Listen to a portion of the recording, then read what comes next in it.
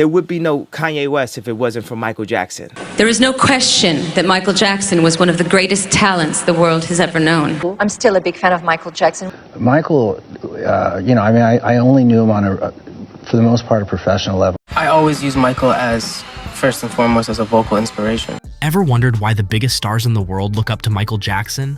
From Kanye to Kobe, everyone has a story, and it's not what you'd expect. Let's dive into the incredible impact Michael had on today's icons. Michael Jackson wasn't just the king of pop. He was a phenomenon who inspired generations of artists, musicians, and entertainers. But his influence goes far beyond music. Today, we're uncovering some rare, heartfelt moments where the world's top celebrities opened up about how Michael changed their lives forever. From Kanye West's journey to Kobe Bryant's respect, these stories reveal the legendary impact of Michael Jackson.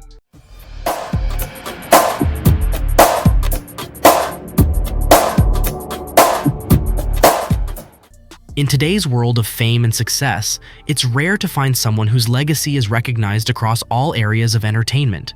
But Michael Jackson did just that.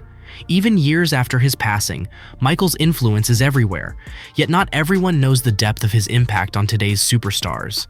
This is the story of how Michael Jackson became a legend admired by legends. Kanye West, known for always pushing the boundaries of music, once said something surprising. "I would not be Kanye West if it wasn't for Michael Jackson." I was able to ascend to massive levels of heights and never stop, right?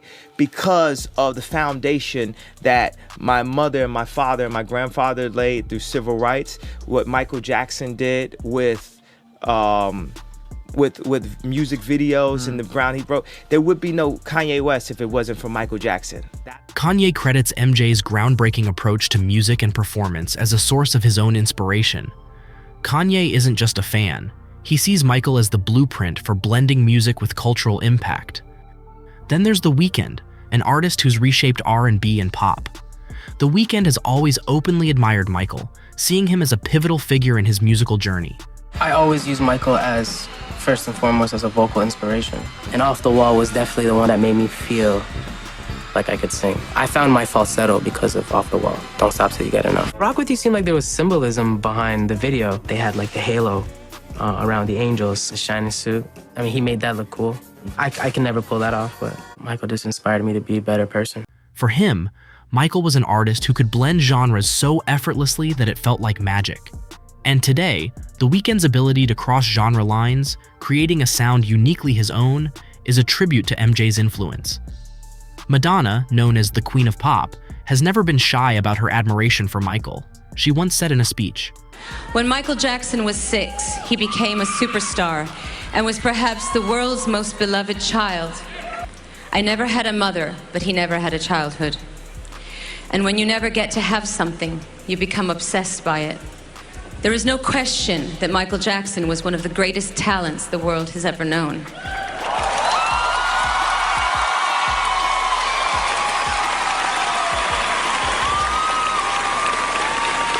That when he sang a song at the ripe old age of 8, he could make you feel like an experienced adult was squeezing your heart with his words. That the way he moved had the elegance of Fred Astaire and packed the punch of Muhammad Ali. That his music had an extra layer of inexplicable magic that didn't just make you want to dance, but actually made you believe that you could fly, dare to dream, be anything that you wanted to be. Because that is what heroes do, and Michael Jackson was a hero. He performed in soccer stadiums around the world. He sold hundreds of millions of records. He dined with prime ministers and presidents. Girls fell in love with him. Boys fell in love with him. Everyone wanted to dance like him. He seemed otherworldly, but he was also a human being. In a desperate attempt to hold on to his memory, I went on the internet to watch old clips of him dancing and singing on TV and on stage.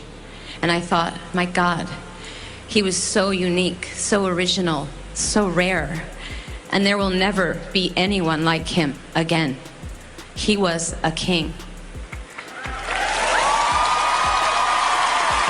Her words weren't just about music. They were about creativity, resilience, and the courage to push boundaries.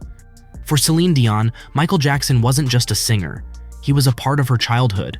In a touching interview, She once shared how MJ's music had been a constant in her life, from her earliest memories to her own stardom. Sincerely, I've had the privilege of being an amazing, I've been a big fan. I'm still a big fan of Michael Jackson. When I was like 12, 13, 14, 15 years old, I remember the ceiling of my bedroom was on an angle like this. And I remember having Michael's posters in my bedroom. Those little afroed posters of him, I had them too. I always thought I was going to marry Jackie Jackson, actually. Yeah? Well, I didn't go that far. Okay, good. I thought as a French-speaking person that maybe I should learn English just in case that I would be maybe on stage with him one day. Really? So Michael was a big influence for me to learn English language. Yes. Second of all, I said, if I can be in show business and sing, maybe I'll get to sing with him. So anyway, I went to school to learn English. I met with him. I sang with him. He came to Vegas to see my show. So the Grammys for me was a very difficult emotion because I was very honored when Ken Ehrlich asked me to be part of it. It was not a thinking of a decision for me. I was there. But at the same time, I was mad that he was no longer with us. And I wanted so much to make sure that his message that he was believing in so much, that was going to be heard.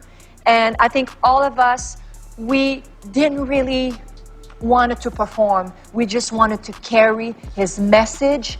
And I was very honored that I was part of it. I will always love Michael Jackson very much.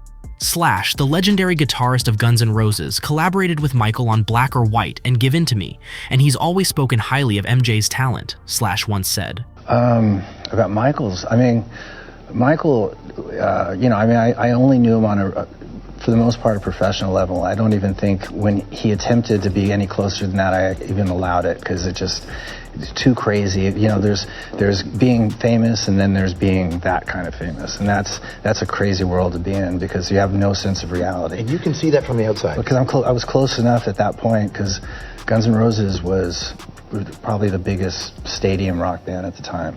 And then you have Michael, who was the sort of Elvis Presley of the period. And it's like, that's a scary thing. And he was just dealing with it, and I felt for him, because he, as an artist, one of the genius artists, most genius artists I'd ever really been around, next to maybe Ray Charles and a couple other guys. Slash admired Michael's intensity, his perfectionism, and his commitment to excellence, traits that set him apart in an industry where talent alone isn't always enough. Even in the world of sports, Michael Jackson's influence reached far. The late basketball legend Kobe Bryant had a special respect for MJ, not just as a performer, but as a relentless icon. Actually, some of the things that I talked about a couple minutes ago, you know, when I touched on the 81-point game, and me not being really surprised by that. You know, one of the first things that I asked him was, you know, what was his approach like when he created Thriller? What was he thinking about when he created Thriller? He said, well, my goal was to sell 50 million albums. How's that your goal in 1983, to sell 50 million albums? I mean, there's no social media. How you reaching all of these people? And he said his goal was to sell 50 million albums. And he walked through exactly how he went about creating that. And he believed that there was certain pitches in the notes and the music that can bring out certain emotions in people.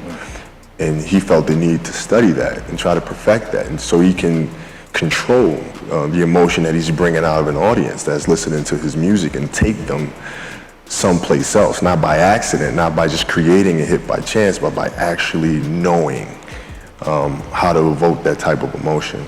And the other thing is he was reading a very, very good book, which he built this entire marketing campaign around. The Thriller album, it was called The Greatest Salesman in the World by Og Mandino. And that was a book that really inspired him to create Thriller and everything that went around it.